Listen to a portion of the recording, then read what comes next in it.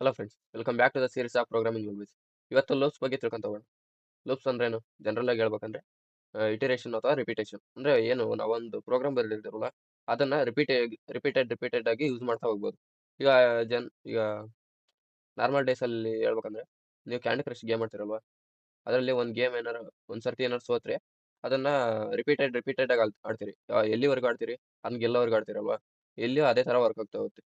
ಒಂದು ಕಂಡೀಷನ್ ಹಾಕಿದೀವಿ ಅಂತ ಅಂದ್ರೆ ಅದು ಸಿಗೋವರೆಗೂ ರಿಪೀಟೆಡ್ ಆಗಿ ವರ್ಕ್ ಆಗ್ತಾ ಹೋಗುತ್ತೆ. ಅದರಲ್ಲಿ ಫಾರ್ ಲೂಪ್ ನೋಡ್ತಾ ಹೋಗೋಣ.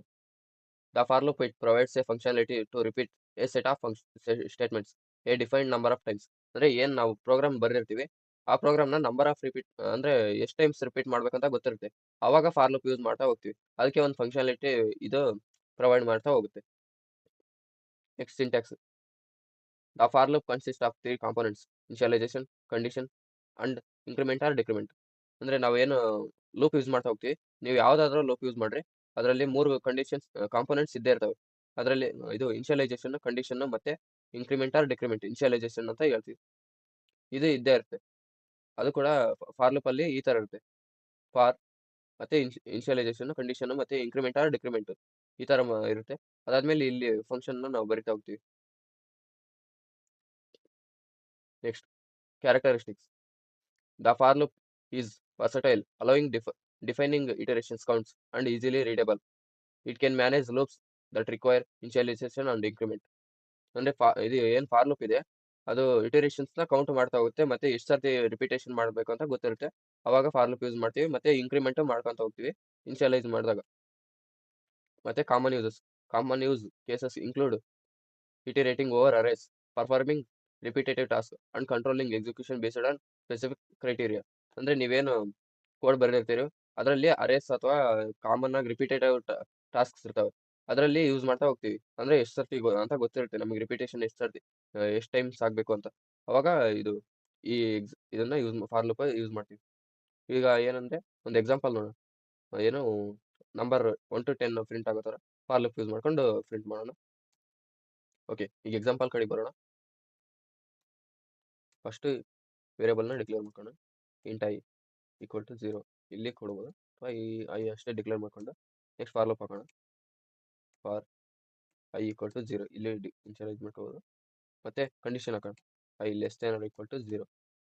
ಅಂದರೆ ಈಗೇನು ಐ 0 ಕೊಟ್ಟಿರ್ತೀವಲ್ಲ, ಅಲ್ಲಿಂದ 10 ವರೆಗೂ ಪ್ರಿಂಟ್ ಆಗಬೇಕು. ಅದಕ್ಕೆ 0 ಇಂದ ಇಲ್ಲಿ ಇಂಕ್ರಿಮೆಂಟ್ ಆಗಬೇಕು. ಅದಕ್ಕೆ ಏನು ಮಾಡೋಣ, ಇಂಕ್ರಿಮೆಂಟ್ ಮಾಡೋಣ. ಐ ಪ್ಲಸ್ ಪ್ಲಸ್ ಅಂದರೆ ಐ ಪ್ಲಸ್ 1 ಅಂತ. ಈಗೇನು ಐ ಇಲ್ಲಿ 0 ಇರುತ್ತೆ, 0 ಪ್ಲಸ್ 1 ಅಂದರೆ ಫಸ್ಟ್ ಇದು ಪ್ರಿಂಟ್ ಆಗುತ್ತೆ, ಐ ಇಸ್ಕೊಲ್ ಟು 0 ಅನ್ನೋದು. ಅದಾದ್ಮೇಲೆ ಇಂಕ್ರಿಮೆಂಟ್ ಆಗುತ್ತೆ. ಆಮೇಲೆ ಐ ವ್ಯಾಲ್ಯೂ 1 ಇರುತ್ತೆ ಅಲ್ವಾ, 1 ಇದ್ದಾಗ ಪ್ಲಸ್ 1 ಆಗುತ್ತೆ, ಮತ್ತೆ 2 ಆಗುತ್ತೆ, 2 ಆಗಿರೋದು ಮತ್ತೆ ಪ್ರಿಂಟ್ ಆಗುತ್ತೆ, ಮತ್ತೆ 2 ಪ್ಲಸ್ 1 ಆಗುತ್ತೆ, ಮತ್ತೆ 3 ಆಗುತ್ತೆ. ಇದೇ ತರ ವರ್ಕ್ ಆಗ್ತಾ ಬರುತ್ತೆ. ಈಗ ಪ್ರಿಂಟ್ ಆಫ್ ಸ್ಟೇಟ್ಮೆಂಟ್ ಹಾಕೋಣ. Print of percentage D slash n ಅಂದರೆ 1/1 ಪ್ರಿಂಟ್ ಆಗಲಿ ಅಂತ. ಇಲ್ಲಿ ಕಮ ಐ. ಈಗ ರನ್ ಮಾಡೋಣ.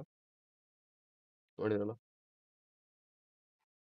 0 1 2 3 4 5 6 7 8 9 10. ಅಂದರೆ ಇಲ್ಲಿ ಫಾರ್ ಲೂಪ್ ನಾವು ಯಾಕೆ ಯೂಸ್ ಮಾಡ್ತಿದೀವಿ ಅಂದರೆ, ನಮಗೆ ರಿಪಿಟೇಷನ್ಸ್ ಎಷ್ಟು ಟೈಮ್ ಆಗಬೇಕಂತ ಗೊತ್ತಿದೆ, ಅದಕ್ಕಾಗಿ ಫಾರ್ ಲೂಪ್ ಯೂಸ್ ಮಾಡ್ತಾ ಹೋಗ್ತೀವಿ. ಇದನ್ನ ಡಿಬಗ್ ಮಾಡಿ ನೋಡೋಣ. ನೋಡಿ, ಫಾರ್ ಲೂಪ್ಗೆ ಕರ್ಸರ್ ಇದೆ, F7 ನೋಡ್ತೀನಿ.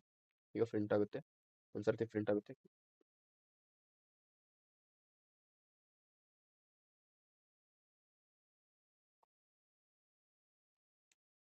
ಮತ್ತೆ ಈ 0 ಪ್ರಿಂಟ್ ಆಗಿರುತ್ತೆ, 0 ಪ್ರಿಂಟ್ ಆಗಿದೆ. ಈಗ ಅದನ್ನೇ ರಿಪೀಟೆಡ್ ಮಾಡೋಣ.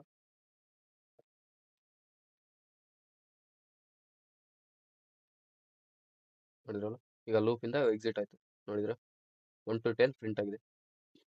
ಇನ್ನೊಂದ್ಸರ್ತಿ ಮತ್ತೆ ಇದನ್ನ ಏನು F7 ನೋಡಿದ್ರೆ ನೆಕ್ಸ್ಟ್ ಈ ಪ್ರೋಗ್ರಾಮಿಂದಾನೆ ಹೊರಗೆ ಬಂದಿದೆ, ಅಂದರೆ ಇದು ಫುಲ್ ಇದು ಕಂಪ್ಲೀಟ್ ಆಗಿದೆ ಅಂತ. ಎರರ್ಸ್.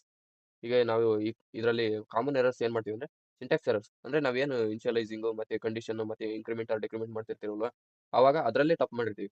ಏನು ಕಂಡೀಷನ್ ಕೊಡ್ಬೇಕಾದ್ರೆ ಲೆಸ್ ದೆನ್, ಈಗ ನಾವು less than or equal to 10 ಅಂತ ಕೊಟ್ವಿ, ಯಾಕಂದ್ರೆ 10 ವರೆಗೂ ಪ್ರಿಂಟ್ ಆಗಲಿ ಅಂತ. ಲೆಸ್ ದೆನ್ 10 ಅಂತ ಕೊಟ್ಟರೆ ನಾವು 10 ಪ್ರಿಂಟ್ ಆಗಲ್ಲ, ಅಲ್ಲಿ 9 ಪ್ರಿಂಟ್ ಆಗುತ್ತೆ. ಈ ಥರ ಏನು ಸಿಂಟ್ಯಾಕ್ಸ್ ಅಲ್ಲಿ ಎರರ್ ಮಾಡ್ತಾ ಇರ್ತೀವಿ.